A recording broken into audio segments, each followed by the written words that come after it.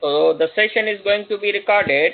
Today we will be doing like a second learning outcome of unit relational database systems. Yeah. Yeah. So did you have a look on the first session? I believe you were not present. Yeah. No, I was present. You were In present. fact, Okay. I had requested you to stop the session because we had completed our webinar and Okay. it has more slides. It will take more time. That's Okay. That's fine. Yeah. So LO1 was completed in the last session. Yeah. And it. today we will be doing like understand database design. So Yes. database was being explained, very well, that what is a database and how the database is constructed and what is it is, what layers it has got, like a physical layer, the external level. Yeah. Yes. Obviously, the user level is the external level and the physical level where the data is stored, and there is a conceptual level as it makes the physical, the computer things into kind of a logical structure. Normally you don't find any table inside the computer, but it looks to you that you are dealing with a table, isn't it? Yes. Like you created a table on a notebook, and you are storing or writing some data into it. So these aspects give you a kind of from physical digital storage to the logical view of the databases. Then now in the learning outcome 2, we will be discussing like database relationships, what the relationship Okay. is. Then you need to join the tables and type of keys. Then we will be discussing like integrity constraints, and which are the referential integrity, domain integrity, entity integrity, foreign key integrity. Yeah. Then functional dependencies and database administration. So now let us start from, let's say,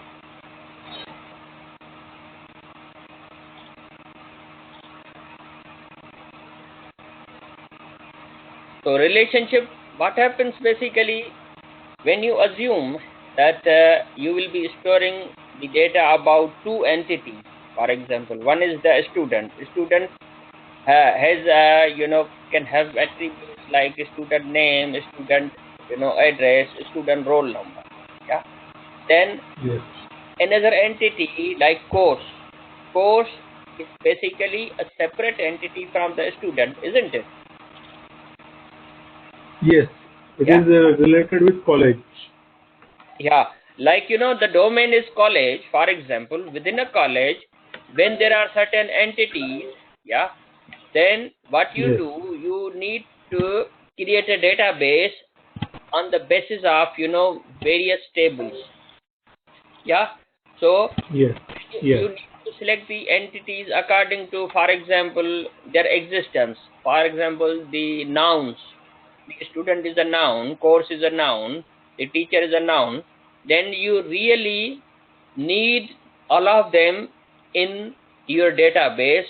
You need those connected data. For example, one student is associated with a one teacher. For example, a student is enrolled to a course. Yeah. So every time Yes. the data from different tables is required for your information. Yeah. It won't be the case that every information is stored in a single table.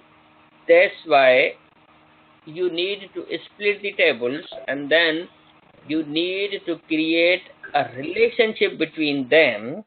Then you are able to uh, access the data according to your need.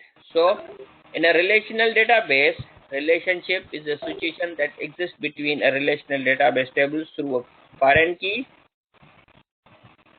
and primary key. So the question arises that how the tables are connected. The tables are connected with the keys. Key is a basically, are you listening? Yeah. Yes, I'm listening. Okay. So the tables are connected with a key. For example, if I ask you that where is the entry of the house, the entry of the house is via the door, and the door is opened via key, a key of a lock. Yeah. So Yes. you really connect through a key points, which are normally called the, let's say, foreign key or primary key. Now let us go to the next slide to discuss what the keys are. Yeah. So before we discuss the keys, let us try to have a look on the number of relationships. Yeah. Obviously, one or more tables would be related with each other with some kind of the multiplicity. That, for example, if there is a student, yeah, then there is a question that student, whether the student can have enrollment into one course or maybe more. Yeah. So there is a relation of multiplicity, that at what number of times the relation exists. Make sense? Yes. Yeah. For example, Yes. if some customer wants to buy some products, then the customer can purchase different items at different times. Then the customer would be given more than one invoices. Make sense? Yes. Yeah. So in Yes. this way, in a database, when you really create the relationship between the two or more tables, then you define those relationships, such as those given name to the relationships are one-to-one relationship, one-to-many, or many-to-one relationship, and many-to-many relationships. Yeah. The names are self-explanatory, but let us see with the examples.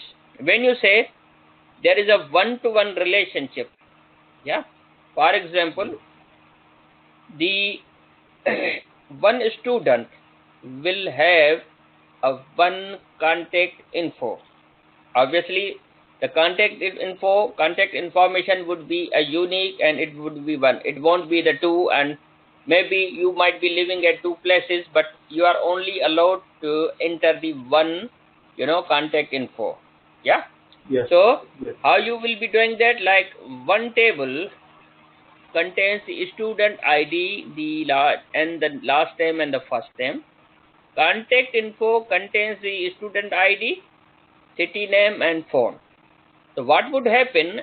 It is not always sensible that you may store the contact info into the student table. Why? Because you are not required the contact info every time. You only need the contact info sometimes, isn't it? May I ask you a question? Yeah. So your voice and microphone is from, can you try to speak near to the microphone? Can I ask you one question? Yeah. You just told me the example of student, Yeah. and we are last few minutes we are talking about student and student contact information. These Yeah. are the two different categories. Yeah. Why they are different? Because contact information has so many parameters. That may be one reason. That's why we are separating the contact information. Yeah. That is true. Now see, there's a voice break. Let me try to explain to you. One Okay. student has a one relationship with the contact info via student ID. Can you have a look? Okay. Student ID Yes. is there. Yeah. So let Yeah. us assume that a relation has been created between two tables. Yeah. Okay. And one student, the student table is holding the student name only, and the another table is holding the student address. Yeah. Like I Okay. said, that it is not sensible to keep the address, in the student table at all, because every time the student address is not required in a database. Yeah, like your question is that why the contact info is different. Yeah.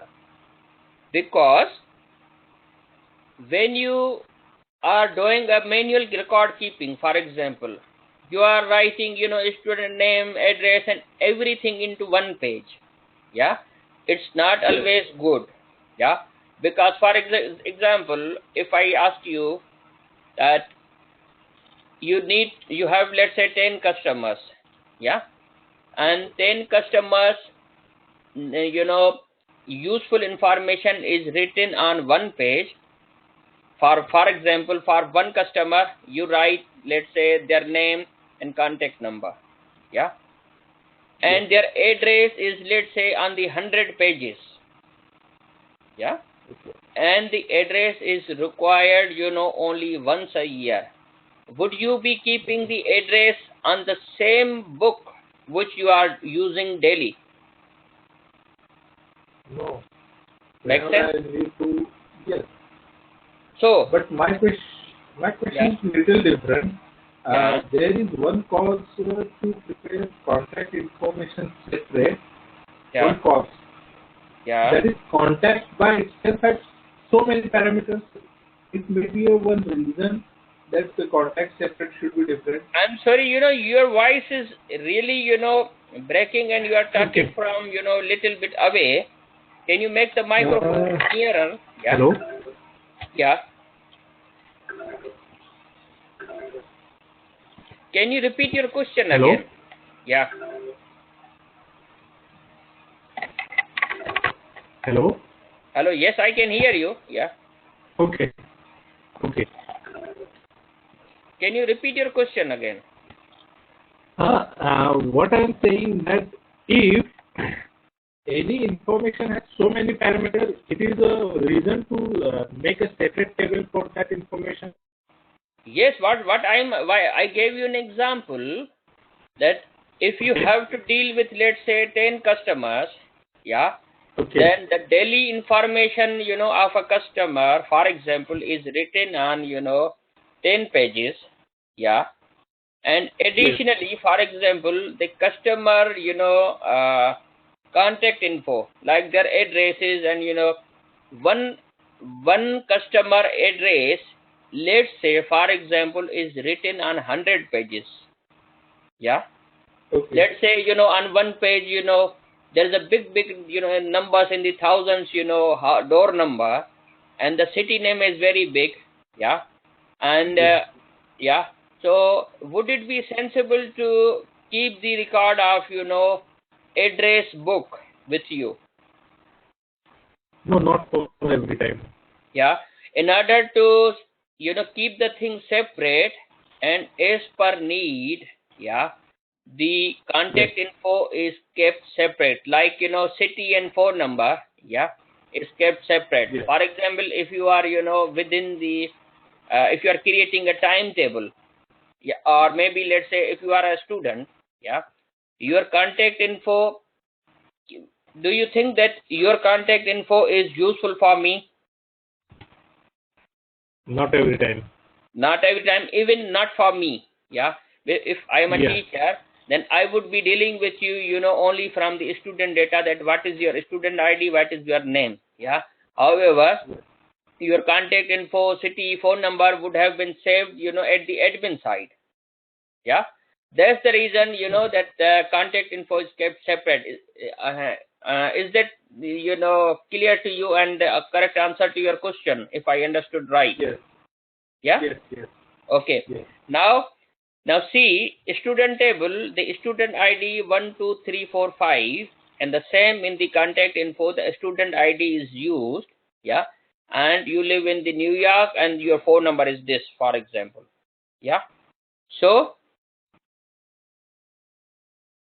what it has made now, it has made the, relationship of one-to-one relationship. Like a one student ID will have one contact info. That is one kind of the relationship. Yeah.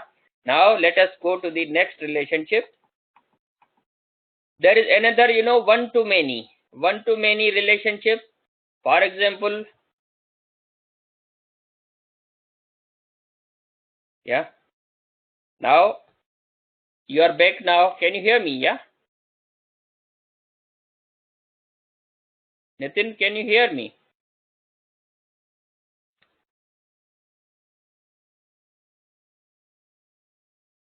Okay, Nitin. I'm not sure whether you can hear or not, but I continue my session. You can always, look at the recordings. Yeah. Hello. Yeah. Hello. Hello. I Yes. got some issues from the join.me. Okay. That's why I have to do that. Okay. So I will be continuing. If you drop, then I won't stop. Yes. Yeah. I'm sorry. I will not have any other choice because we have to finish the session as well. So in one-to-one, there is only one, info related with a unique another info. Yeah, via a key. Yes. Next is like, one to many. In one to many, like one customer can have lots of orders. Yeah. Yes. He can order, more than one. So using this relationship, let's say customer ID 1234, the order number B204, order number B391, order number B448. Yeah. So Yeah. the one to many relationship is defined as a kind of, the relationship. Yeah. Hello, Rishwan, you all right? Hello, Rishwan, can you hear me?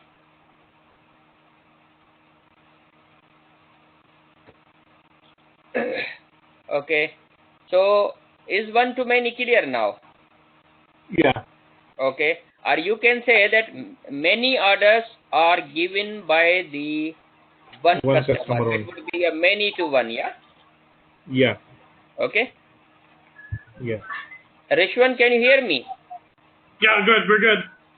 Okay. Should I continue? Go ahead, please.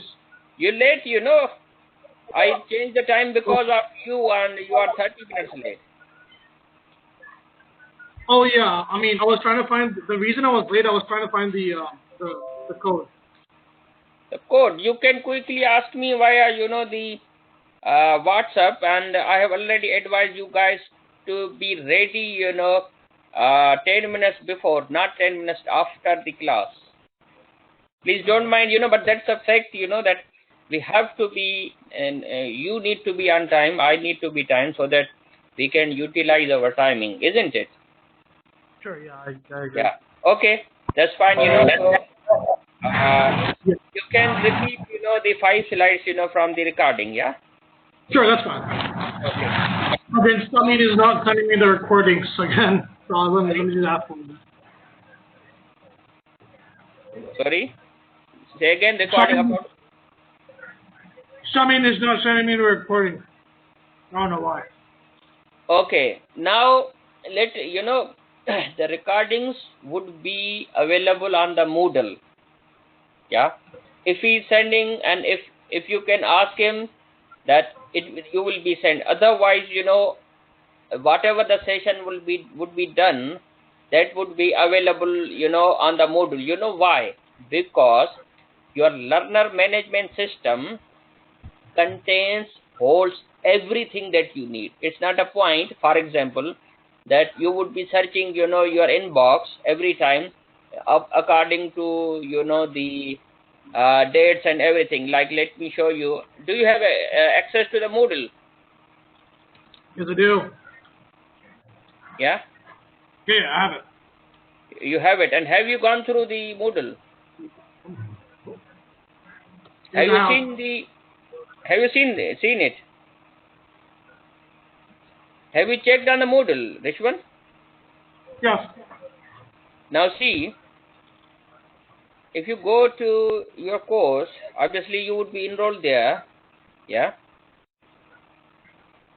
Then certain necessary files are always available over there, and then like computer systems and software, unit assignment is there. unit specification is there, LO1 lecture slide is there, LO1 lecture slide is there. For example, in the MIS, every PPT and recording is there in the relational database. Yeah. For example, these are the old recordings, like a new PowerPoint template with a new session recording, the one that I did last time on the 7th March. The link is here. You can easily, click on it and you will get it. Is that easy, or the recording via email would be easy? Definitely email. Email is easy. How you would be, keeping, the in listing and arranging, the recording over there, the Moodle or the learner management system is always used, for the ease of students. Whatever they need, they go over there, they log in, they get everything. Yeah, but the thing is that the reason I prefer the entire session recording over the email is because over in Moodle there's only like 8 minutes of a recording. In Moodle? In Moodle, like I've seen all the recordings, but they're only like 8 minutes of like a recording. No. Who said there is 8-minute recording? I don't know. That's what I've seen like recently. Now or you like with for this one. I myself, whatever I record, with you guys, this session is also being recorded, and the same session is recorded on the Moodle as well, and that's always the complete session. Yeah? There is no point, that any short recording would be available. Maybe, I'm not sure, the Raman took 1 or 2 sessions with you, and he couldn't record it. However, if you go to the Moodle again, let me go to the Moodle again. 1 second.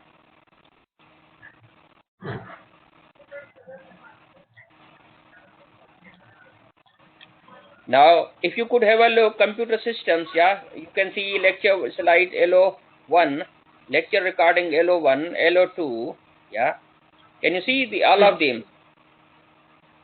Yeah? Yeah. So these are definitely, 100%, the complete sessions. You can have a look. Let's see, it's a 1 hour and 6 minutes. Am I right? That's right, yeah. Yeah. So I would advise you to rely on the Moodle, and you can always request to Samit or Raman, and I would, also inform them. You know what? But, that's like the least I need to worry about. Like, that's fine. Sorry? That's the least I would need to worry about is the recordings. Like, I could get it from like Samit if anything's not working. Okay, that's fine, but I would advise you to make a bunch as long as we agree on that, we're good, As long as we agree on that, we're good, Okay, that's fine, So let us move further, Okay, so we were discussing about, the relationships, and at some point, you are required, let's say, many-to-many relationship. You need to create, let's say, one student could, enroll into many classes. You can say that many classes are enrolled with, let's say, many students. So you cannot directly create a relationship between 2 tables, for showing that many-to-many relationship. But you would always need an additional table, which is called a joint table, which would create multiple many-to-many relationships. Make sense? Yes. Yeah.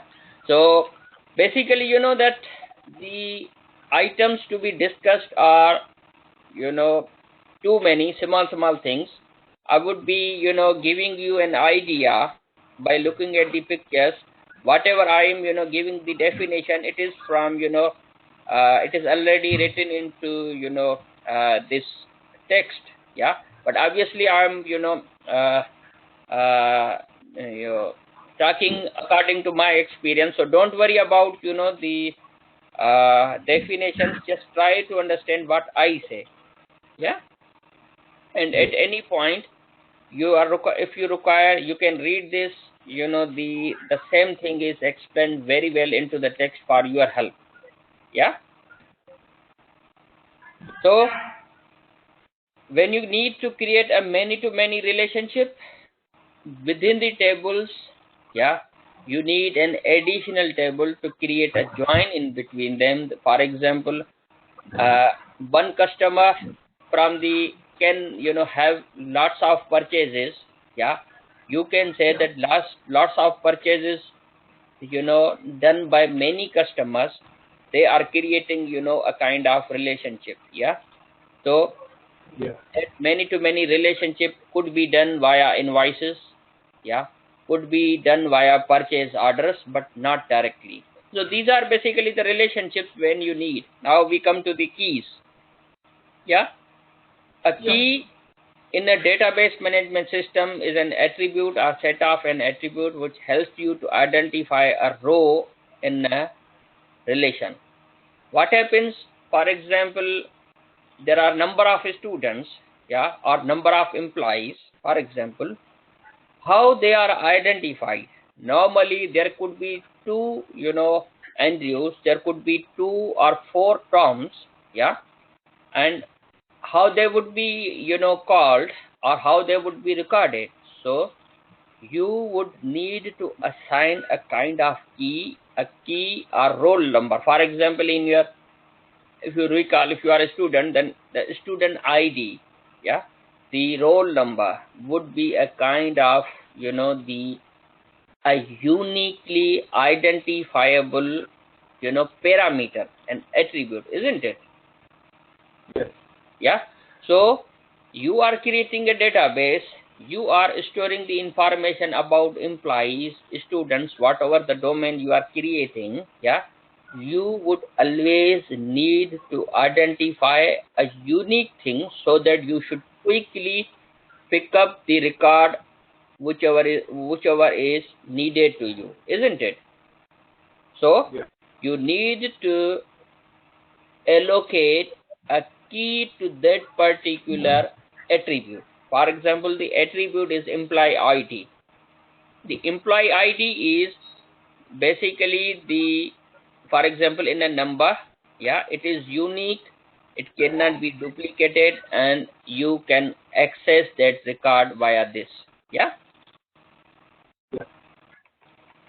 Now let us talk about some types of the keys. Yeah. Why we need the keys? Keys help you identify a row in a table. In real world application, a table could contain thousands of the records. Yeah. So like I explained, in the database probably you would be storing like a millions of the record. Yeah. But how those millions of the records could be distinguished? There should be a key. There could be like a national identity card, social security number. So that's a purpose, to distinguish in between them. Now, sorry. You guys got social security numbers in the UK? Sorry. Do you guys have like social security numbers in the UK? Which number? Social security numbers. Here, here is, in a national insurance number, a kind of, number given for the pension and work. Yeah. Unlike in the social security number is given in USA and Canada. Okay. Yeah, like social security numbers are given in the United States. Yeah, no. Sorry, I'm not, I'm not, your voice is a little low. What is your question?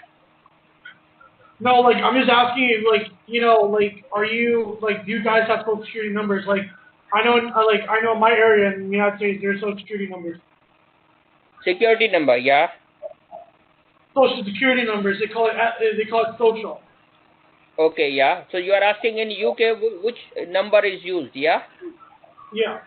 Yeah, here, it's a the national insurance number, which is unique and used for, these purposes, yeah? Of working purposes, that's right. Okay. So now Okay. the super key is a group of a single or multiple keys. Now probably you could be identified with your employee social security number. Let's say for example this is a long number, as well as you could be identified with the employee number as well, because employee number would also be the unique. So that's called the super key. You can identify these two columns as a super key. Yeah. Yeah. Then primary key. Yeah. Primary key is basically a column or group of columns in a table which helps you to uniquely identify it. Yeah. Like obviously the super key and the any key which you really want your records to be identified separately, then you must need to have a primary key. Yeah. What does the primary key do? It ensures that two rows cannot have the same primary key value. It must for every row to have a primary key value. Like that primary key value cannot be null. Yeah. And the value in a primary key column never be modified or updated if any foreign key refers to the primary key. So once you have created a record, for example student 1, and then you enter the data into the another table using the association, and you cannot delete it. Yeah. Student id is a primary key that should not be null. There cannot be duplicate things, and it has the advantage to create an association with another table. Yeah. Okay. That's right. Any question?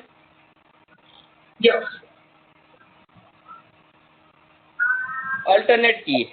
All the keys in which are not primary key are called the alternate key. Like the student ID, roll number, email are qualified to become the primary key, but student ID is the primary key. Apart from the student ID, the row is, can you please tell me, the roll number and the email would also be the unique? Roll number cannot be unique. Within a class, definitely the roll number would be unique, because if it is the class of, let's say, 20 students, student ID may be created according to the whole college, but the roll number would also be a kind of unique key. Their email addresses, let's say Nitin, your email address cannot be obtained for another student exactly, isn't it? Yes. So that's why you can call your email address or roll number also as an alternate key. Yeah. Candidate key. Okay. A super key with no repeated attributes is called the candidate key. Yeah. Like there are kind of 7 keys in a database. Yeah. And at this time, it is not convenient to go into the detail of each and every aspect of a key, but we can only talk like a one line definition. I would try my best to give you an example so that we should be able to cover this. Yeah, obviously in order to explore more things, you will be doing your assignment, you would require to go through the in detail. Yeah. A super key with no repeated attributes is called the candidate key. Yeah. So what was the super key? Super key included, let's say, 1 or 2 uniquely identified elements. Like if you recall here, a super key employee SSN number or employee number was the super key. Yeah. If there is no any duplication, then that would be the candidate key. And the next key is, furthermore, on the candidate key, like student ID, the roll number, and email address, that's basically the candidate key. Yeah. and obviously there is no repetition, like student ID cannot be repeated, roll number cannot be repeated, the email address cannot be repeated. Yeah. So what becomes the alternate key? The roll number and the email address becomes the alternate key, and the student ID is the primary key. Yeah. So all they become the candidate key. Yeah. Foreign key. Yeah. Foreign key is basically created in order to give an association to the another table. How? For example, there is a table, department code and the department name. So there is one department, table. Another table is a teacher table, like teacher ID, first name and the last name. If you really wanted to create, a combination of table, some data from one table and some data from another table, then how you would be doing? You would be defining a second, the foreign key on the department code. Foreign key, like, the foreign key on the department code, and primary key as a teacher key, teacher ID. Yeah. So Okay. what would happen? You would always be referring the department code, yeah, in association with the teacher ID, yeah, and you should be able to utilize and join two tables. So normally, yeah, let me go give you another example. When you want, let's say, student ID, student name in one table, yeah, and if you want to store the contact details into another table that you need rarely, then how you would be joining? Your student ID in student table would remain a primary key, and another table, contact info.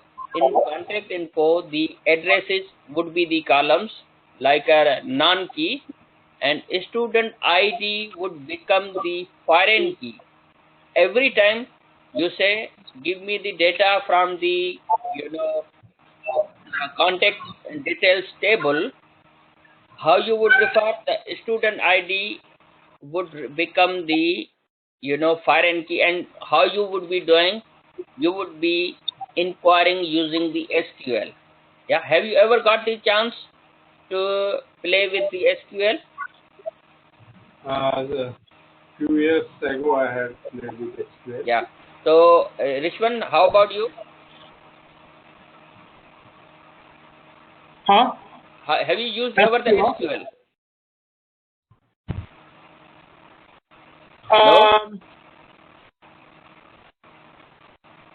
SQL. So SQL is basically like a database where have you used it? No, I've not used it.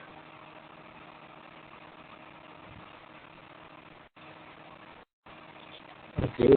I've not used it. I'm sorry. Okay. Hello. Yeah. Yeah. Yeah.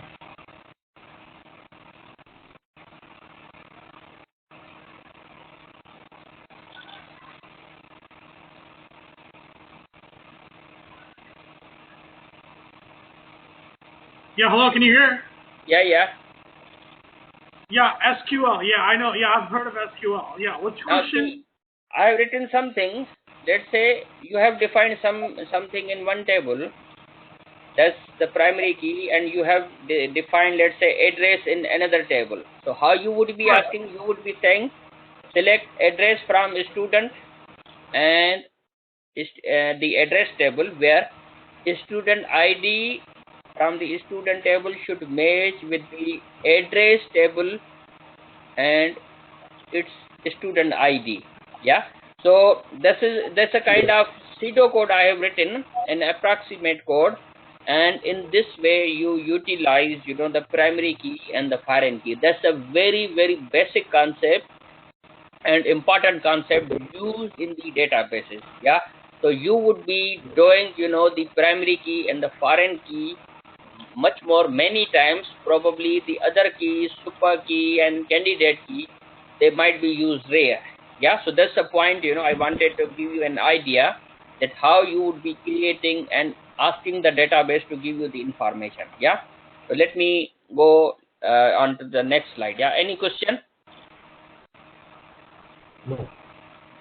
You might have, questions, but until you will not go through these slides and any examples, from any book are available on the internet, you cannot clear yourself. Am I right? Yes. Yeah. So definitely try to catch and understand as much as possible. And when you would recall these concepts, and you would read these definitions, and will like spend, let's say, if I give you a definition in 1 minute, then probably you might need 10 minutes to understand, and in your own mind, isn't it? Yes. Yeah. Okay. Compound key. Compound key has many fields which allow you to uniquely recognize an specific, record. Let's say order number, product ID. In this example, order number and product ID couldn't be a primary key as it does not uniquely identify. However, the compound key of order ID and 1 second.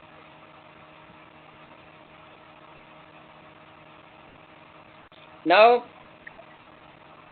in a compound key, when you really need to join two IDs, yeah, then you call it a compound key. Okay. Yeah. Order numbers, product ID, product name, quantity. In this example, order number and product ID cannot be a primary key, yeah, as it does not uniquely identify a record. Yeah. However, a compound key of either order ID and product key could be used that it uniquely identified each record. Now, what happens, in some cases, yeah, when one primary key is not sufficient, when one primary key is not sufficient, let's say there are lots of, students with one name, yeah, or maybe, there is a, let's say, an array of different colors, yeah. If you want to create like combinations of colors, then probably you could make like let's say black and white, black and red, black and blue. That's a one group. If there is another group, then you could make like blue, white, blue, red, blue, green. Yeah. So you understand what I mean. So compound key is being made in order after joining two columns. That's simply, at this time you understand this, as the name implies. Yeah. Here, Yes. the order number and product ID, they are making a kind of one compound key wherever necessary according to the need. So that's a just simple idea, and it depends on the your need, that how you want your record to be, either depending on one key or maybe on more keys or two keys. That would be a compound key. Yeah. So let me go to the next one. A composite key, a key which has multiple attributes to uniquely identify rows in a table, called is called a composite key. Now the composite and compound, the difference between the compound and the composite key is that any part of the compound key can be a foreign key, but in a composite key may or may not be a part of the foreign key. Yeah. I believe, these things might be going, above your head, isn't it? Yes. Yeah. So these things, require a little more time and more exploration.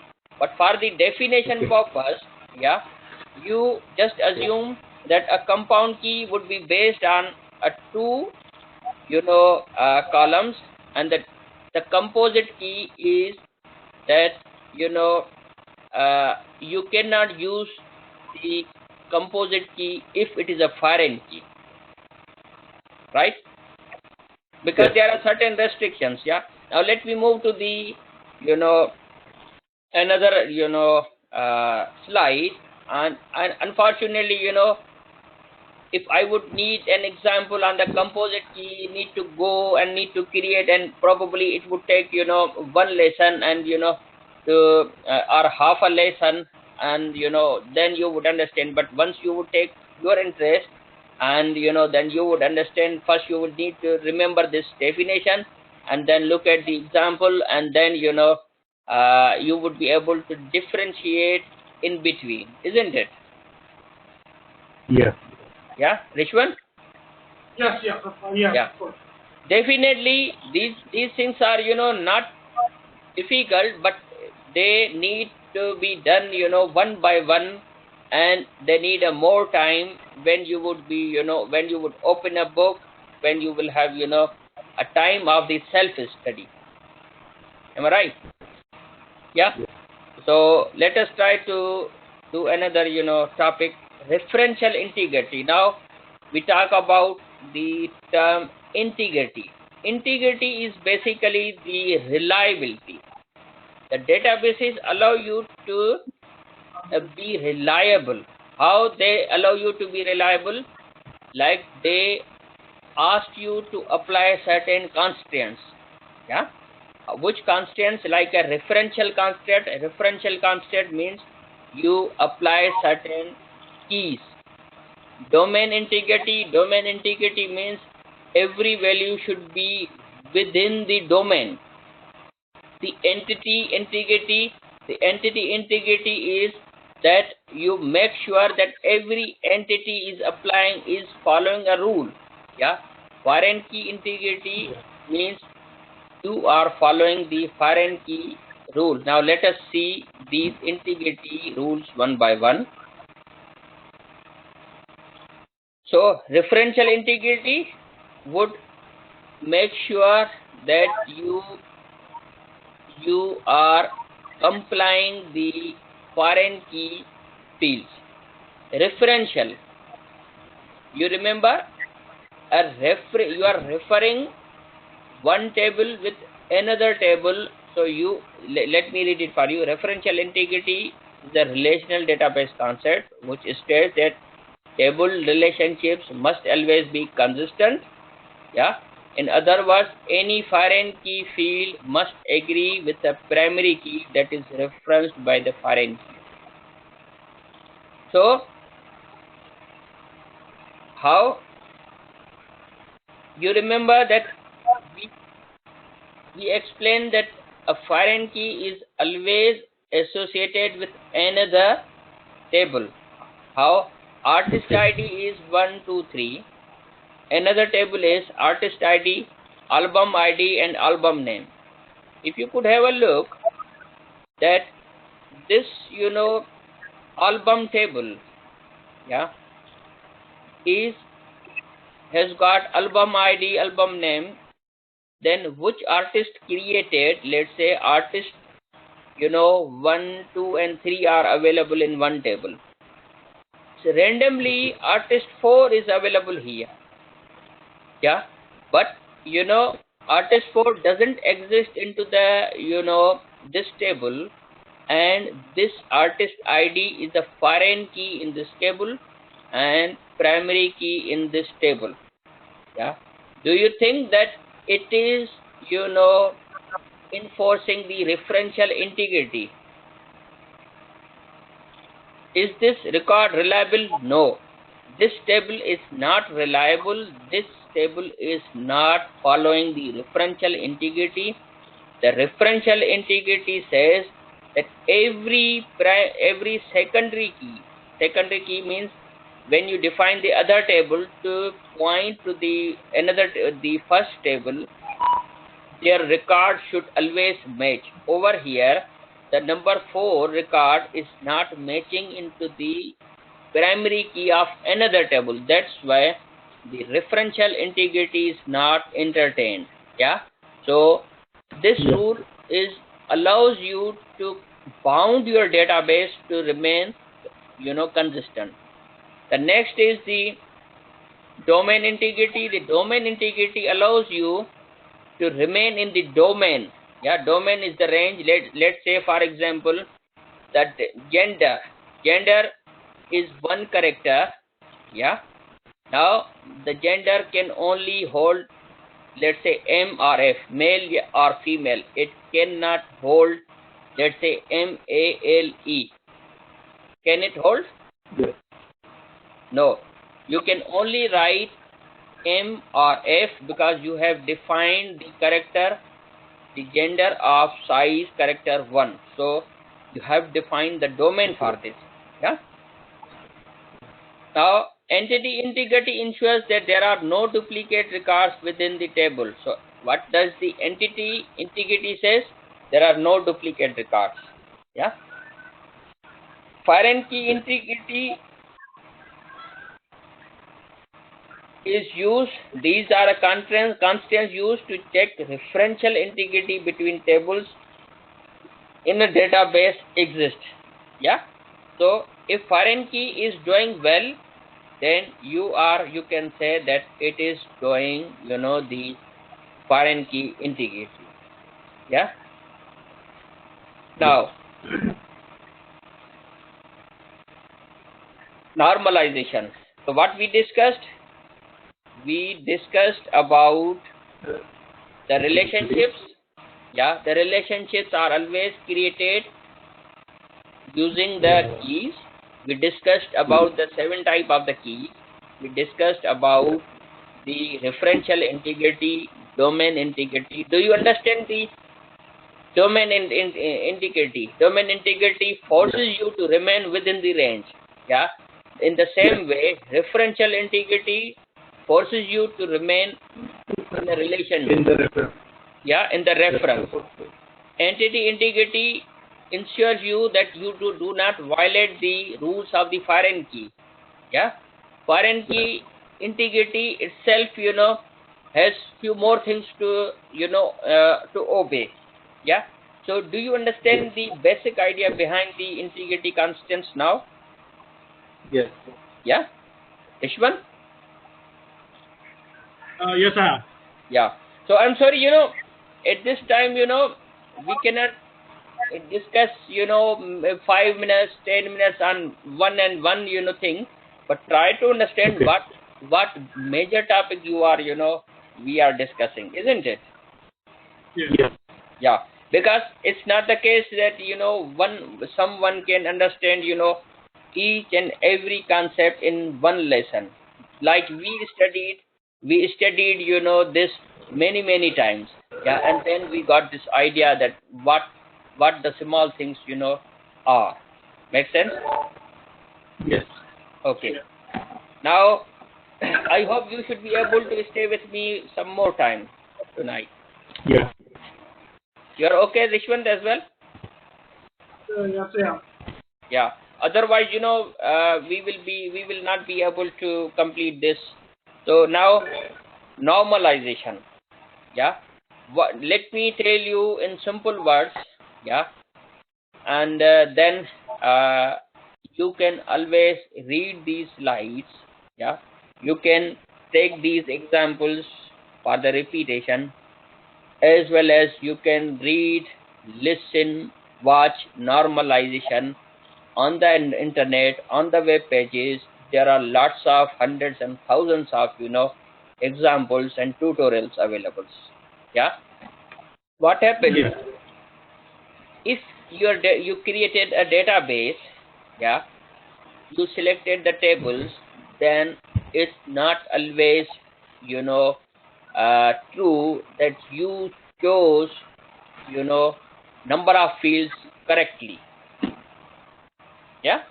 So there can always be a refinement into it. What problems can happen? One of the problem is that insert anomaly. This refers to the situation when it is impossible to insert certain types of data into a database. For example, if if your student ID, if you have created one table, let's say student ID, yeah, student ID is, let's say, in numbers, and sometime you wanted to create, the student ID ST1, ST2, ST3, ST4. Will you be able to store the some, alphanumeric ID into the numeric one? No. No, that's a problem. Yeah. Delete anomaly. Deletion of a data leads to unintended loss of additional data that we had wished to preserve. Sometimes what happens, if you deleted one record, yeah, then accidentally it could delete other records as well. Yeah, that's a delete anomaly, update anomaly. If you tried to update, one record, but the other record was not updated. Sometimes you must have, heard about the problems in IT in different departments when you expected your, for example, if you wanted your address to be updated in every department, and unfortunately, you get your orders, at the older address, isn't it? Can this happen? Yes. Yeah. And Yes, they apologize, that sorry, the systems were not updated. So that's the update anomaly. Sometimes you wanted to update your records, but the system couldn't. So the databases, they do have these kind of, the problems. Yeah. What you need to do, you need to address those problems. You need to address those problems. You need to correct those problems into stages. When you remove a kind of one problem, that's called a table in a first normal form. It means you removed one kind of a problem. Now the database has become into first normal form correctly. If you remove another known problem, then you can say that the database is in the second normal form. If you remove the third problem, then you can say that the database is in a third normal form. Previously, it was not normal. Make sense? Yes. Yeah.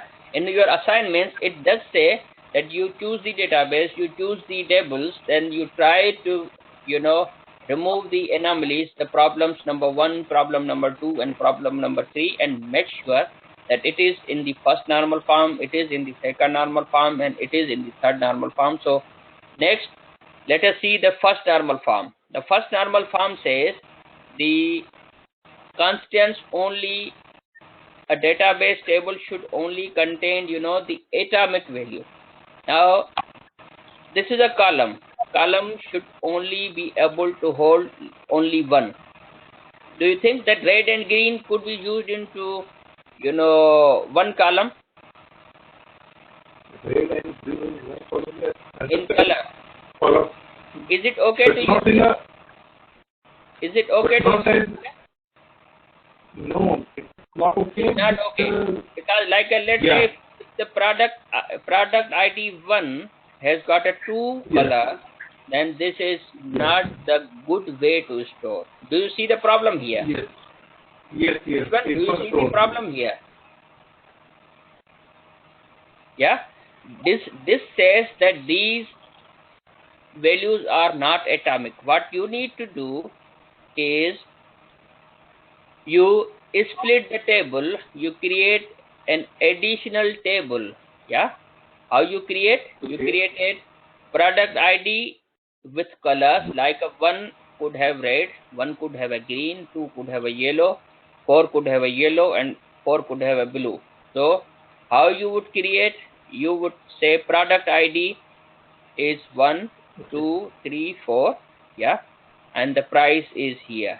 So in this way, using 2 tables instead of 1 table, you are able to successfully do the first normal form. Make sense? Vishwant? Yeah, I just stop. Yeah, it makes sense that, previously you were storing, no matter, it allowed you to store, a characters like a red and green, yeah, Right. but, it was not a good thing, and it would have always, made a problem. So after, Right. let's say creating a product ID along with the colors, separately, no matter if they are repeating, but you can easily use this product ID 1, 2, 3, 4 and their prices. So now you realize that these type of the problems can happen, isn't it?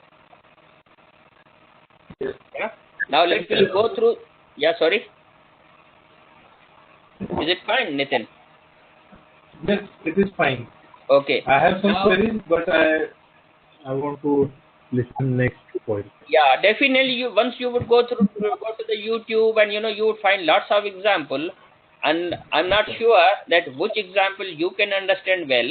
It really depends, that what is the way of your understanding, and it somehow you will definitely understand. Now, second is, that second normal form. It does say that if it satisfies that if it is in a first normal form and all non-key attributes are fully functional dependent on a primary key. Now see, Los Angeles and Los Angeles, it is repeating here. Now let us go quickly into the solution.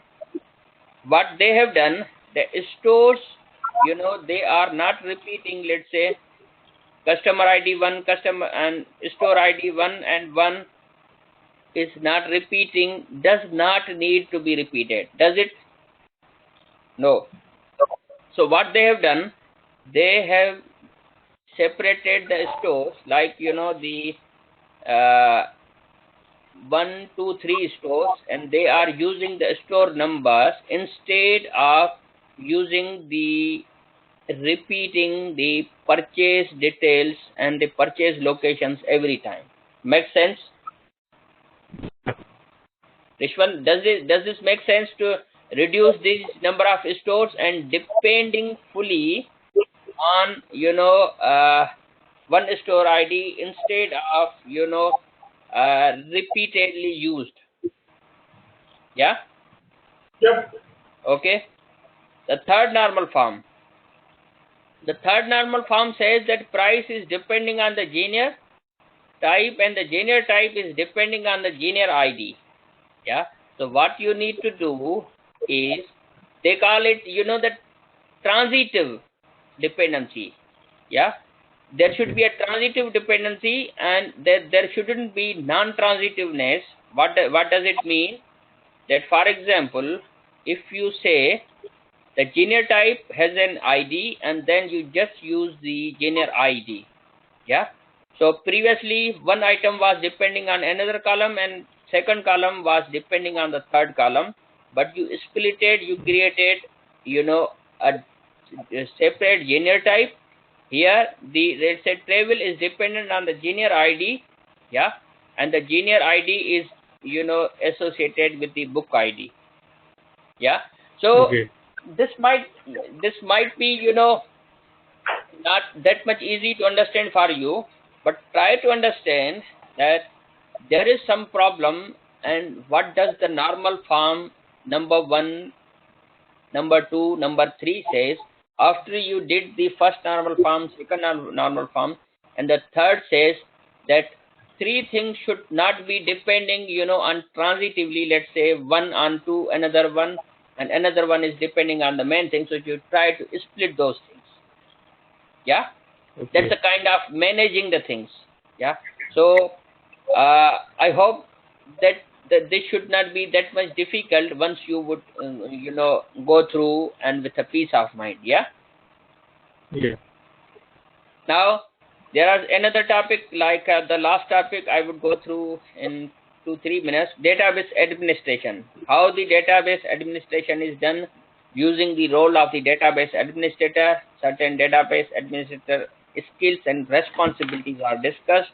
So what are those? The role may include the capacity planning, installation, configuration, database design, migration, performance. So what is that? That is the data administrator's role. The skills and responsibilities include the communication skills, knowledge of database theory, knowledge of database design, about SQL and these things. So responsibilities, installing, allocating, modifying, enrolling. I think these are the self-explanatory skills and responsibilities that you can really, read once and understand very well, isn't it? Yeah? Richman? Yes. Yes. Right? So I'm sorry, I had to go through a little bit in short definitions, but the core topics that we discussed were normalization and the time of, the type of the keys that we normally use to create a relationship between the tables. Yeah. So I hope you could have understand, maximum. Yeah. And do let me know if you cannot understand, further. I'm happy to help you at any time, after this class via, email, via, WhatsApp or in the next class. Yeah. Yes. Yes. Okay. Basic thing is that joining. How you will share it? It will be by email or by WhatsApp? Say again. How you will share the joining code? It is by email only or by WhatsApp also? I would add this, lecture slide and the link into the, Moodle. Are you talking about the recording? No, I am asking about the join me code. You have to generate it for the meeting. And how you will share it? Okay. Last time I tried to. Yeah. Okay.